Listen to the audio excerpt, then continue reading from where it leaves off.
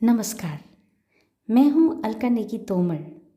आज हम आपसे साझा करेंगे कथा संत नामदेव जी की।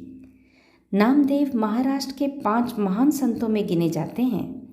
ये संत हैं संत ज्ञानेश्वर, संत एकनाथ, संत रामदास, संत तुकाराम और संत नामदेव।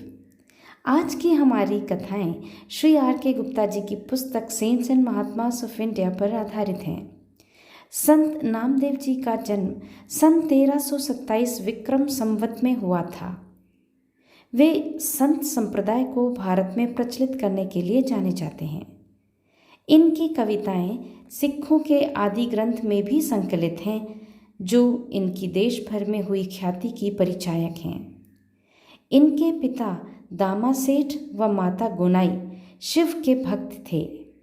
पिता भगवान विट्ठल के वार्षिक दर्शन के लिए पंढारपुर जाया करते। बाद में ये पंढारपुर में ही बस गए।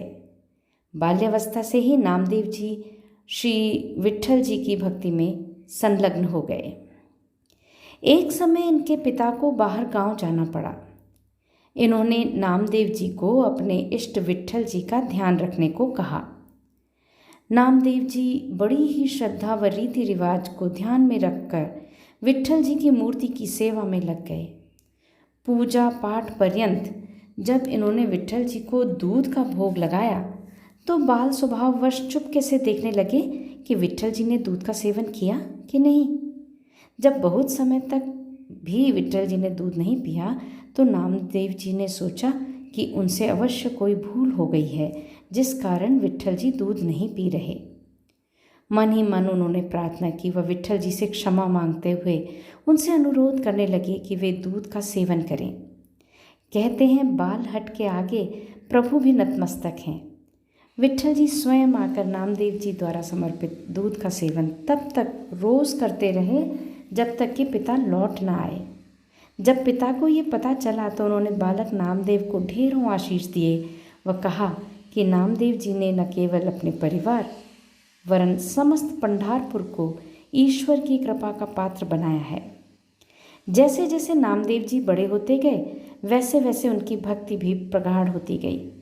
नामदेव जी का विवाह 8 वर्ष की अल्पायु में ही हो गया था। विवाह के कुछ समय पश्चात ही इनके पिता का स्वर्गारोहण हो गया। माता व पत्नी रजाई चाहती थीं कि ये कुछ व्यापार करके घर गृहस्थी में ध्यान दें, परंतु नामदेव जी तो प्रभु विट्ठल की भक्ति में इतने लिप्त थे कि उन्हें और कुछ सूझता ही नहीं था। वे एक पल भी अपने प्रभु से दूर रहना नहीं चाहते थे। उस समय के एक और प्रसिद्ध संत हुए हैं संत ज्ञानेश्वर। नामदेव जी सगुण भक्ति में विश्वास रखते थे, जबकि संत ज्ञानेश्वर निर्गुण भक्ति को मानने वाले थे। दोनों के विचारों में यह भेद होने के बाद भी दोनों एक दूसरे का सम्मान करते थे। एक बार दोनों तीर्थाटन पर भी गए। जब वे काशी लौट रहे थे तो गोरा नाम के कुम्हार के घर ठहरे। शाम को गोरा के घर पर ही सत्संग रखा गया। यहाँ पर किसी ने एक थापी देखी। पूछने पर पता चला कि ये लकड़ी का एक यंत्र है जिससे यह जांचा जाता है कि मटका कच्चा है या पक गया। सुनकर किसी ने चुहल करते हुए कहा कि क्या गोरा जी संगत में बैठे सभी व्यक्तियों को थपकाकर बता सकेंगे कि कौन पक्का है और कौन कच्चा।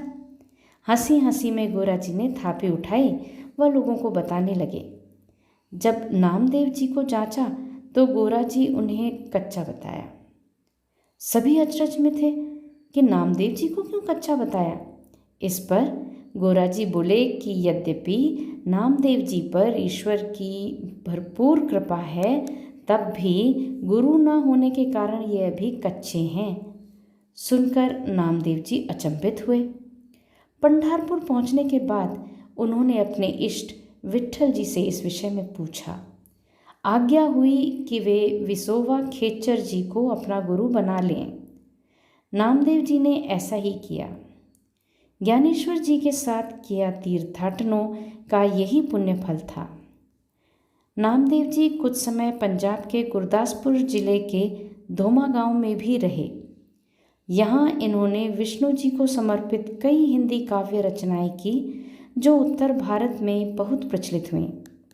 इन्होंने महाराष्ट्र में विष्णु भक्ति की अलख जगाई।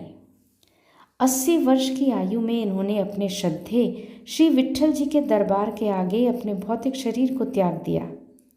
इनके सम्मान में पंढारपुर में एक समाधि बनाई गई। भगवान विट्ठल का नाम लेकर आज यह कथा यहीं संपन्न करते हैं। हमारे साथ रहने के लिए धन्यवाद। अनुरोध करते हैं कि इस चैनल को शेयर करें। शीघ्र आते हैं एक नई कथा के साथ, तब तक आज्ञा दीजिए। धन्यवाद।